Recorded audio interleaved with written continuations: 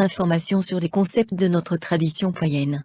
Notre tradition spirituelle est basée sur le chamanisme, la mythologie, et comporte des notions philosophiques de bouddhisme et de luciférisme. Nous sommes animistes, et en tant que tels, nous respectons la vie sous toutes ses formes. Contrairement aux rumeurs infondées, nous ne sommes pas satanistes. Notre volonté est simplement d'affronter les ténèbres au début de notre initiation, dans le but de mettre en lumière la part sombre de notre esprit afin d'en combattre ses déficiences. Ce qui nous permettra ensuite de nous élever progressivement et de façon authentique et transparente vers la lumière. Car long est le chemin qui des ténèbres conduit à la lumière. Et il faut reconnaître ses faiblesses, pour pouvoir s'en affranchir, ceci afin de ne pas vivre dans l'illusion d'une pseudo-sagesse. Nos pratiques sorcières nous permettent d'améliorer notre quotidien en se basant sur les pratiques ancestrales de l'humanité.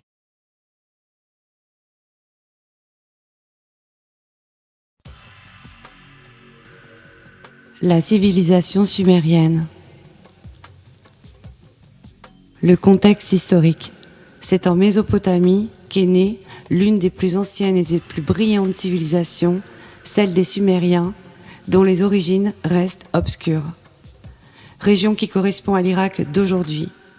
La Mésopotamie, berceau de toutes les civilisations, était appelée l'antre de deux fleuves par les anciens, car cette plaine alluviale est formée par les dépôts du Tigre et de l'Euphrate, prolongés d'un long désert. Les deux fleuves furent les axes de transport privilégiés qui, comme le Nil, donnèrent naissance très localement à ces longs chemins verdoyants de palmeraies et de cultures maraîchères, permettant les échanges culturels et commerciaux. Cette terre connut deux bouleversements majeurs. Nommées Ur, Uruk, Babylone ou encore Assur, elles se dotèrent de puissants systèmes politiques et de religion fortement centralisés aux imposants temples de briques crues appelés ziggourats.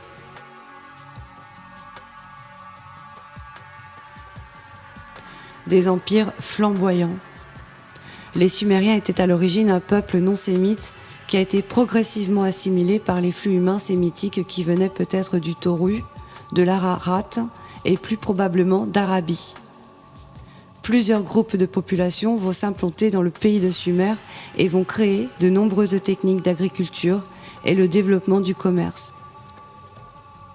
Ce mélange de cultures donna naissance à de nombreuses révolutions culturelles, archéologiques, politiques et religieuses.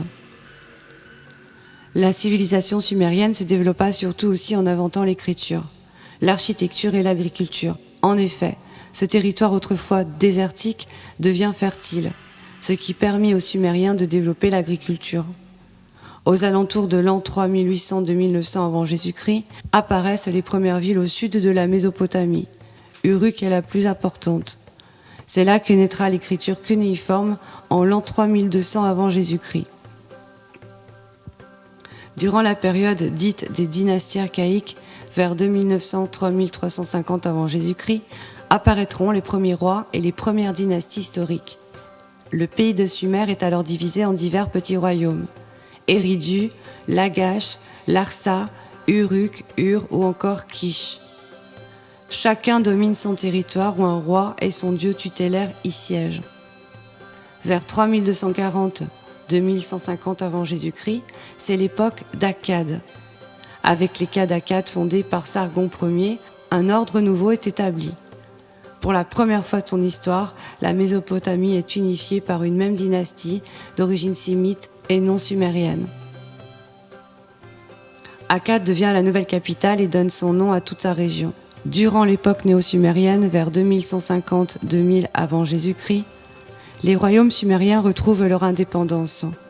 La chute du pouvoir akkadien laisse place à la réapparition des anciens royaumes sumériens, gouvernés par des dynasties puissantes comme celle d'Ur et de Lagash. Lagash devient prospère. Son souverain, Gudea, est un grand bâtisseur. Sa plus grande réalisation est le temple de Ningirsu à Girsu. C'est l'époque de la production littéraire.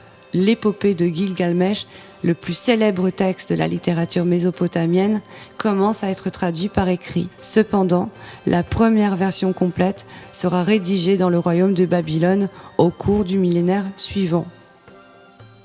Vient ensuite la période dite amorite, vers 2000-1600 avant Jésus-Christ.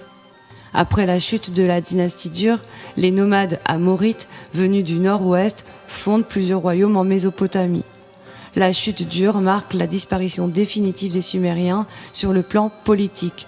Babylone devient une grande puissance sous le règne du roi Hammurabi, aux environs de 1792 à 1750 avant Jésus-Christ, qui parvient à dominer l'ensemble de la Mésopotamie.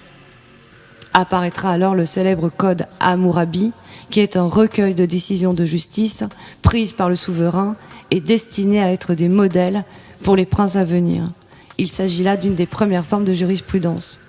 Époque de l'âge de bronze récent, vers 1600-1100 avant Jésus-Christ, en 1595, Babylone est prise par les Héthites, un peuple venu d'Anatolie. Ce peuple adopte alors la culture sumérienne.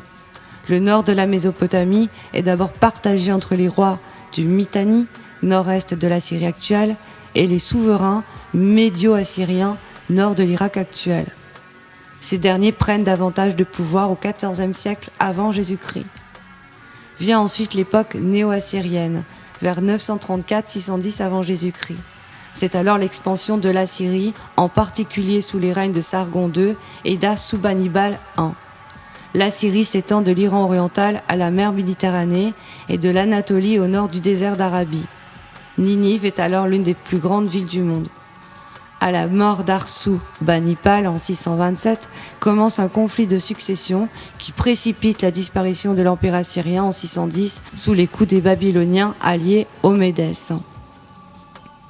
Vers 1539 avant Jésus-Christ commence l'époque néo-babylonienne. Les rois conquérants de la Syrie assurent peu à peu leur suprématie sur les régions environnantes, comme l'Élam, l'Irak actuel, la Palestine ou l'Égypte. Longtemps en retrait et plus ou moins soumise à la Syrie, la Babylonie, plus au sud, finit par récupérer à son compte l'essentiel de l'empire assyrien. Sous cet empire néo-babylonien, vers 610-539, Babylone se transforme profondément et connaît son apogée sous le règne de Nabuchodonosor II, aux environs de 605 à 562 avant Jésus-Christ. La cité devient la plus célèbre de tout le Proche-Orient. L'empire babylonien s'étend des frontières de l'Égypte à l'Asie mineure et jusqu'aux abords de la Perse. Ensuite, c'est l'époque perse, vers 539-331 avant Jésus-Christ. En 539 avant Jésus-Christ, Babylone et la Mésopotamie tombent sous la domination perse avec la conquête de Cyrus II le Grand. Babylone et sa région restent très admirées et continuent de prospérer dans l'espace de paix que constitue l'empire perse. Enfin, vient l'époque hellénistique vers 331-141 avant Jésus-Christ. Les Perses sont vaincus par Alexandre le Grand en 331 avant Jésus-Christ, la Mésopotamie s'hellénise et la culture mésopotamienne décline peu à peu.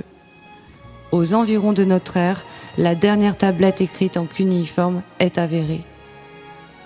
Dans un prochain cours, nous verrons la culture sumérienne. Merci de votre attention. Si vous avez des questions sur ce cours, n'hésitez pas à les poster en commentaire.